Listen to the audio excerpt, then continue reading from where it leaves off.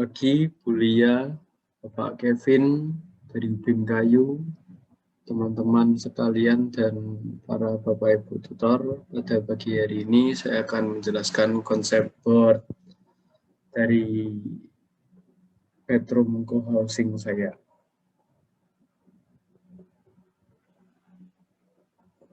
Untuk pertama-tama, apa itu co-housing? Co-housing itu ide dari konsep co-housing adalah mengembangkan sebuah perumahan dengan cara mengumpulkan orang-orang yang berminat di satu lokasi yang kemudian membangunnya secara bersama-sama.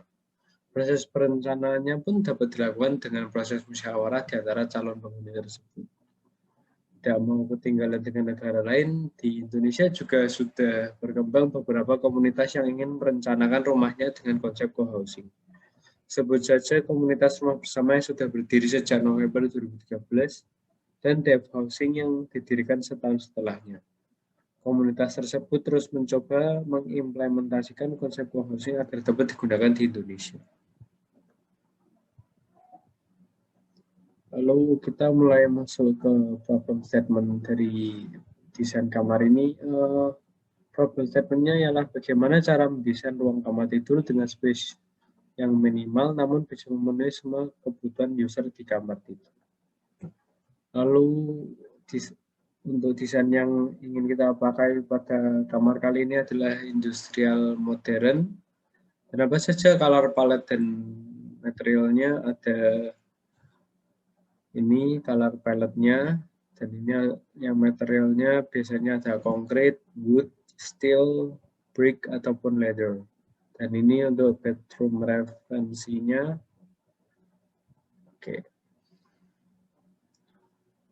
Lalu kita masuk ke goals yang pertama. Goals yang pertama adalah menggunakan kamar tidur dengan style modern industrial.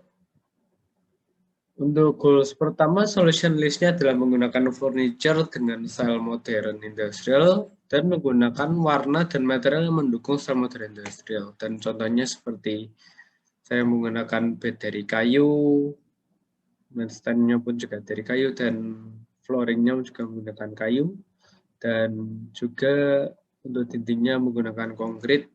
Untuk tipe kamar A, untuk tipe kamar B juga sama menggunakan kayu.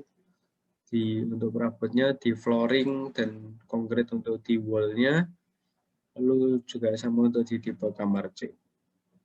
Lalu untuk goals kedua saya adalah low maintenance room. Kenapa low maintenance room? Untuk menghemat cost dan mempermudah saat ingin memperbaiki kamar. Oleh karena itu, sebaiknya kamar menggunakan material yang low maintenance dan low cost, namun tetap bisa menjadi solusi dari problem statement kamar co-living ini. Untuk goals kedua, solution list-nya adalah menggunakan warna dan material yang low cost dan low maintenance. Contohnya ada granite tiles for flooring dan wood and metal for furniture.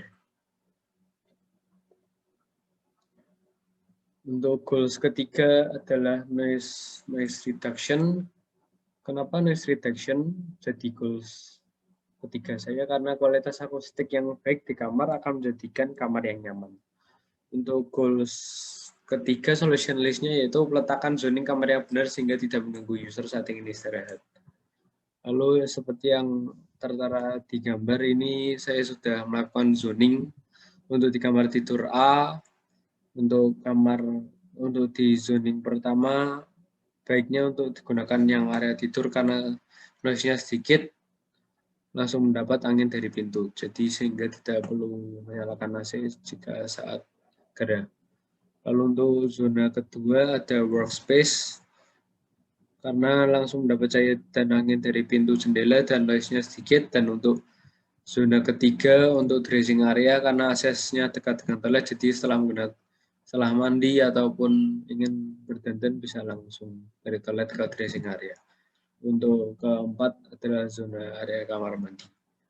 Lalu untuk kamar tidur B, untuk zona satunya menggunakan untuk area tidur karena sedikit noise, cocok untuk area tidur dan langsung mendapat angin dari pintu. Dan untuk zona kedua untuk workspace karena langsung mendapat cahaya dan angin dari pintu jendela. noise-nya pun juga sedikit dan cocok untuk area workspace. Lalu untuk dressing area juga sama dengan kamar tidur tipe A, dekat dengan kamar mandi sehingga mempermudah user saat ingin dressing setelah menggunakan kamar mandi. Lalu untuk kamar tidur tipe C, untuk zona 1 digunakan untuk zona area tidur karena noise-nya sedikit, langsung mendapat angin dari pintu dan langsung mendapat cahaya dari jendela. Lalu untuk zona kedua cocok untuk zona workspace karena langsung mendapat cahaya dan angin dari pintu dan jendela. Lalu noise sedikit dan cocok untuk area workspace. Dan untuk zona ketiga adalah dressing area karena akses dekat dengan toilet dan juga dekat dengan jendela. Dan zona keempat adalah zona kamar mandi. Lalu untuk form generation-nya, yang pertama saya menggunakan broadband-nya Iconic Design, yang artinya begin with solutions and modify to meet new conditions. Jadi saya mencoba mencari beberapa solusi kamar dengan style industrial modern, lalu saya yang modifikasi dengan gaya yang baru, yaitu seperti ini. Lalu untuk yang kedua form generation-nya dari Schneider, yaitu superficial analogy, yang berarti to take the same shape of something without any change.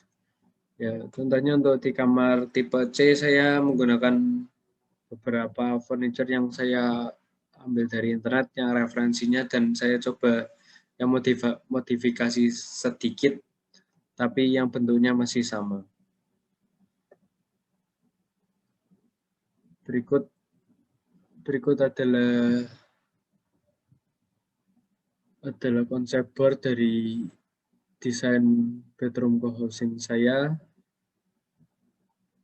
Semoga bisa membantu Pak Kevin dalam mencari desain yang lebih baik. Terima kasih.